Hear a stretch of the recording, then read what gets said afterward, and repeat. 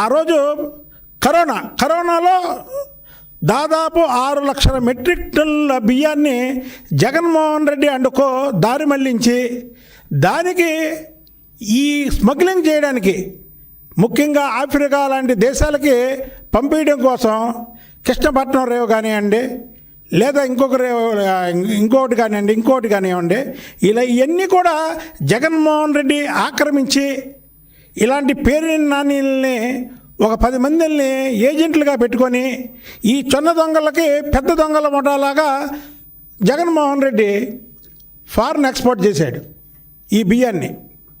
ఇవన్నీ కూడా కూటమి ప్రభుత్వం వచ్చాక ఒకటి బయటపడుతున్నాయి. ఆ బయటపడిన దాంట్లోనే ఈ కృష్ణా జిల్లా పందికొక్కు బియ్యపు దొంగ పేరు నాని విషయం కూడా బయటపడింది. ఇతను తన భార్య పేరు మీద జయసుధ పేరు మీదే ఆ గోడౌన్ ఉంది. ఈరోజు మధ్యాహ్నం అధికారులు వెళ్ళారు.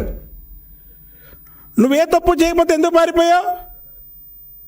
నువ్వు లేఖలు రాస్తున్నావు, ఎక్కడో ఉండి ప్రేమ లేఖలు రాస్తున్నావు కదా, ఏమైపోయావు? నీ కుటుంబం ఏమైపోయింది? నీ కొడుకు ఏమైపోయాడు? మన పోటీ చేసిన కొడుకు చెప్పు. 1999లో నువ్వు పోటీ చేసినప్పుడు అప్పుడు వీటిలో నువ్వు పొందుపరిచినటువంటి నీ ఆస్తి అంతా, అలాగే 2024లో నువ్వు అప్పుడు వీటిలో ఇచ్చినటువంటి ఆస్తి అంతా, ఈ లెక్కలు తేలిపోతున్నాయి.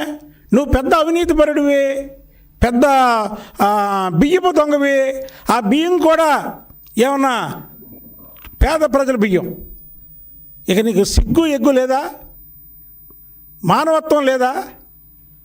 పేదల కోసం ప్రభుత్వాలు ఎంతో సబ్సిడీ ఇచ్చి పేదలకు ఉచితంగా ఇవ్వాలని బియ్యం ఇస్తుంటే ఆ బియ్యం మీద పడిందా నీ కన్ను? ఒక గోడను కట్టించి ఆ గోడను ఆ ప్రభుత్వాలకు అద్దెకిచ్చి ఆ ప్రభుత్వం పెట్టినటువంటి బియ్యాన్ని దొంగతనం చేసావే అంటే నువ్వు ఎంత తెలివిగలవాడివి? దర్జా దొంగ అనుకున్నావు. అదే వైసీపీ ప్రభుత్వం వస్తే ఈ గుట్టు రట్టయ్యేది కాదు, బయటపడేది కాదు. దర్జా దొంగగా ఉండేవాడివి, ఏ పత్రికల్లో వచ్చే కావు. ఇవాళ నీ దొంగతనం గుట్టు బయటపడిపోయింది. ఈ రాష్ట్రానికి మంత్రి చేసి 3 సార్లు ఎమ్మెల్యే చేసి పారిపోయావంటే సిగ్గులేదు నీకు? ఎందుకు ఈ బతుకు? ప్రతిరోజు చంద్రబాబు గారిని, పవన్ కళ్యాణ్ గారిని, లోకేష్ బాబు గారిని విమర్శించినటువంటి నువ్వు ఈరోజు ఏమైపోయావు? ఎక్కడున్నావు? నువ్వు 1,72,00,000 అసలు నీకు ఎక్కడి నుంచి వచ్చింది డీడీ? ఈరోజు నువ్వు నీ అఫిడవిట్లో చూపించినటువంటి ఆస్తి అంతా, అందులో 1,72,00,000 ఇన్కమ్ ట్యాక్స్ కూడా దీని మీద లేఖ రాయాలి. 1,72,00,000 డీడీ ఎక్కడి నుంచి తీసుకొచ్చావు? ఎలా ఇచ్చావు నువ్వు? అంటే నువ్వు ఎన్ని వందల కోట్ల రూపాయలు దోచుకుంటే ఇమీడియట్లుగా 1,72,00,000 ఒకవేళ మిస్ అయింది, మళ్ళీ దొంగతనం చేసి